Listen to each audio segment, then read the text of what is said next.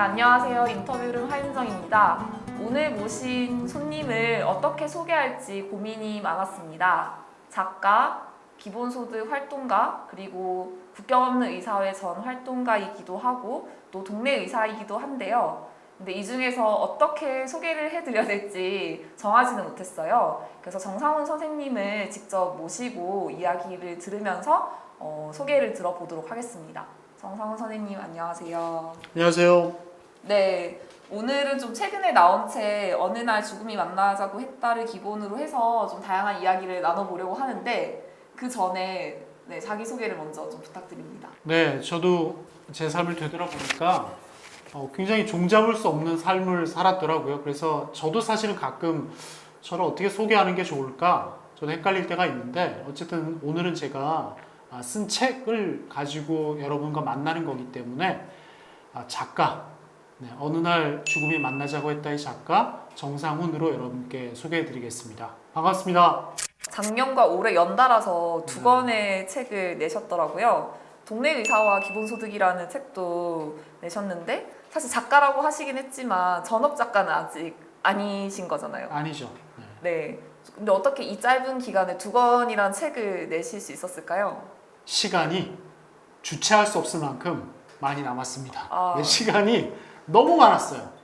시간이 많으면 누구나 책을 쓸 수 있는 건가요? 제가 이제 동네 의사라고 아까 소개해 주셨는데 동네 의사라는 게 제가 이제 동네 의원들 있잖아요, 여러분. 이렇게 동네 의원들이 많이 있는데 그 원장님들이 휴가를 많이 가시죠. 네. 주로 해외로 많이 가시고 그렇게 하면 이제 자리가 비니까 그때 제가 이렇게 그 빈 기간 동안에 원장님들 대신해서 환자를 대신 봐드리는 걸 이제 제 생계로 최근 얼마 동안 그렇게 해왔는데 아시다시피 코로나19가 터지면서 원장님들이 휴가를 못 가시게 된 거예요. 뭐 해외는 물론이고 국내 여행도 못 가시게 됐고요. 그게 어떻게 됐겠습니까? 저도 이제 완전히 실업 상태가 된 거예요.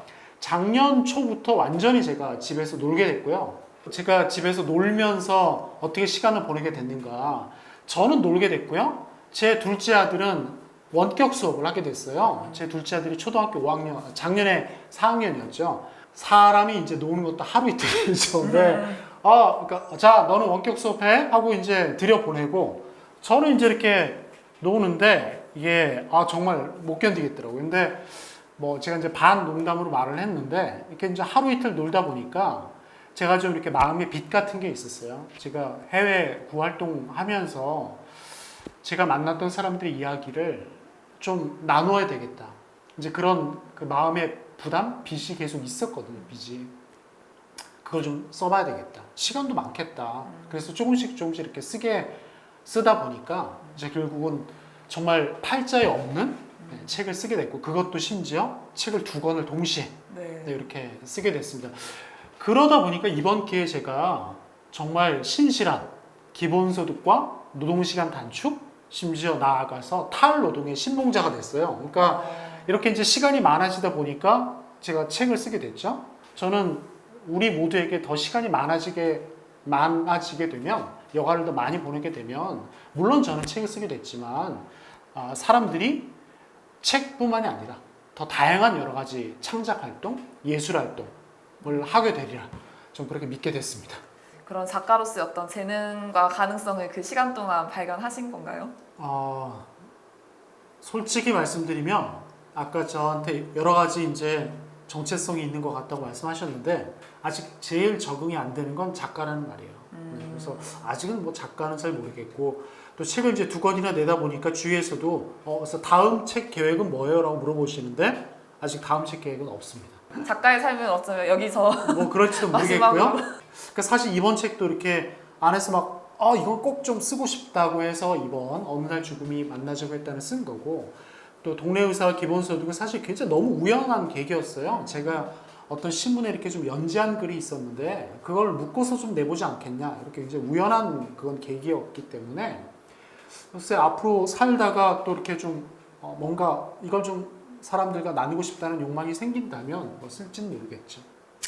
뭐 앞서서 이제 뭐 동네 이사와 기본소득 그리고 어느 날 죽음이 만나자고 했다를 쓰셨다고 했는데 사실 아직 책을 읽지 않은 분들도 좀 계실 것 같아요. 그래서 작가님이 직접 좀 소개를 해주시면 좋겠습니다. 저희 첫 번째 책 동네 의사와 기본소득은요, 사람들의 이야기가 있는 기본소득 속에서 이렇게 말씀드릴 수 있겠습니다. 기본소득은 지금 뭐 우리나라, 어떻게 보면 전 세계 굉장히 가장 뜨거운 이슈 중 하나라고 말할 수 있겠고요. 기본소득 이론서는 뭐 굉장히 많습니다. 그런데 이론만으로 저는 부족하다고 생각하고요. 이야기가 있어야 됩니다.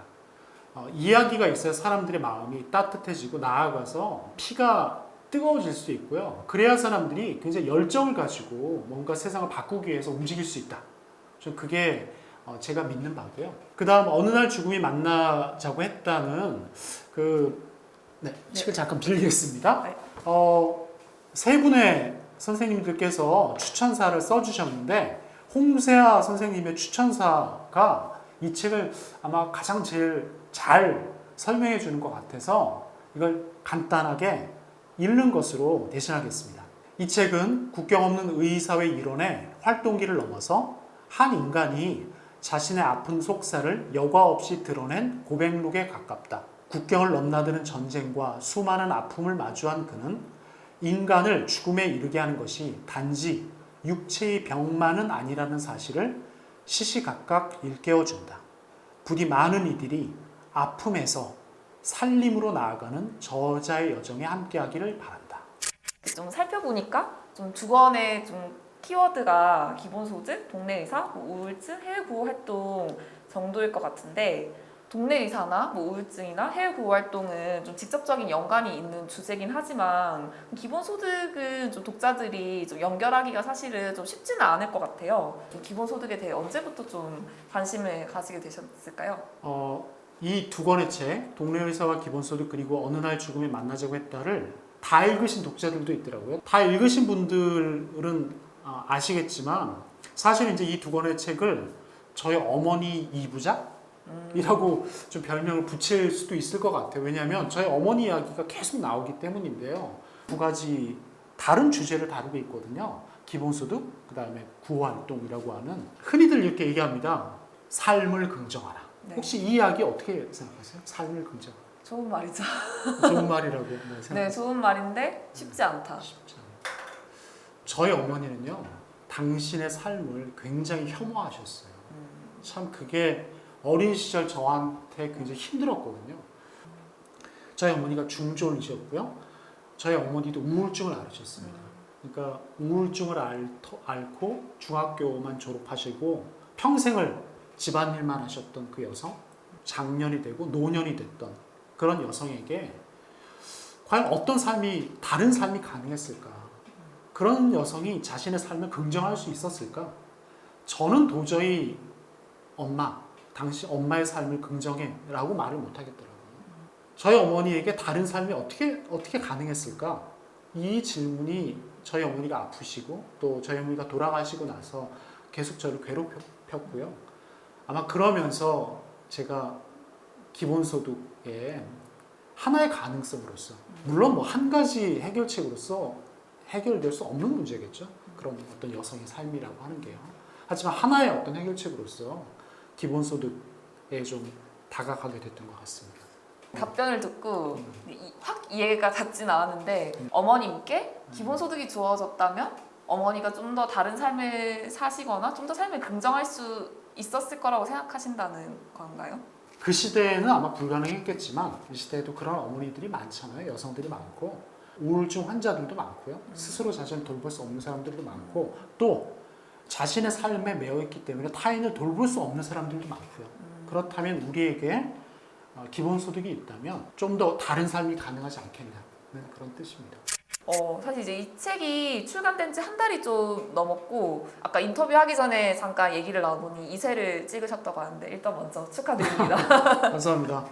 네, 많은 독자들이 좀 책을 읽었으리라 생각이 되고 저도 오면서 좀 검색을 해보기도 했는데요. 좀 특별히 기억에 남는 좀 소감이나 이렇게 주변에 반응이 있었다면 좀 소개를 좀 부탁드리겠습니다. 이게 이제 저희 개인사를 많이 담고 있다 보니까 사실 이제 저희 지인들이 또 반응을 이렇게 소감을 많이 보내주셨고 가장 많이 이렇게 공통적으로 담겨 있었던 소감은요 단숨에 읽었다였어요. 책을 받아서 한번 들고서 단숨에 읽었다. 끊어서 읽을 수 없었다. 네네. 너무 몰입해서 너무 재미있었거나 너무. 그러니까 뭐 그건 모르겠고요. 어쨌든 단숨에 읽어서 놓을 수 없었다는 건데 지금 참 너무 힘들게 책을 쓴 사람 입장에서는 너무 감사한 소감이죠. 네, 이걸 너무 고심하고 어떤 걸 넣을까 어떤 걸 뺄까 고민했는데 그걸 단숨에 읽었다는 소감이 참 감사했고요.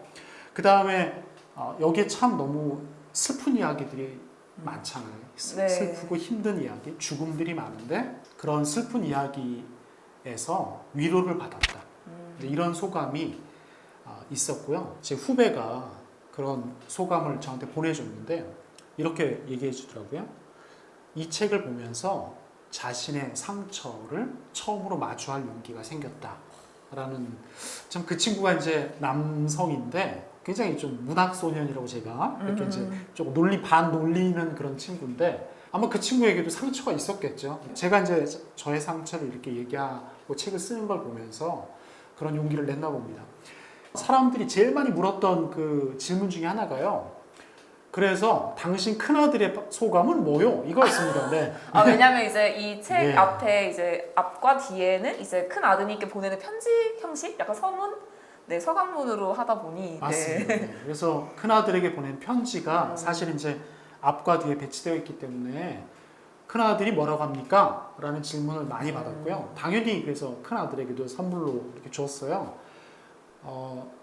반응이 어땠냐면 큰아들이 읽었고요. 그 첫 편지글을 읽었고 눈물이 너무 많이 나가지고 네, 그 첫 편지글만 읽고 더 못 읽었다. 네, 나중에 읽겠다는 반응이었습니다. 근데 아드님이 중간에 읽는 건 괜찮을 것 같은데 앞에랑 뒤에는 어쨌든 그 아드님께 보내는 글이다 보니 이제 그 글을 받는 당사자로서는 좀 눈물이 날 것 같지만 이 안의 내용을 읽으면 아버지에 대한 어떤 되게 뭔가 존경, 애정 같은 게 많이 생기지 않을까.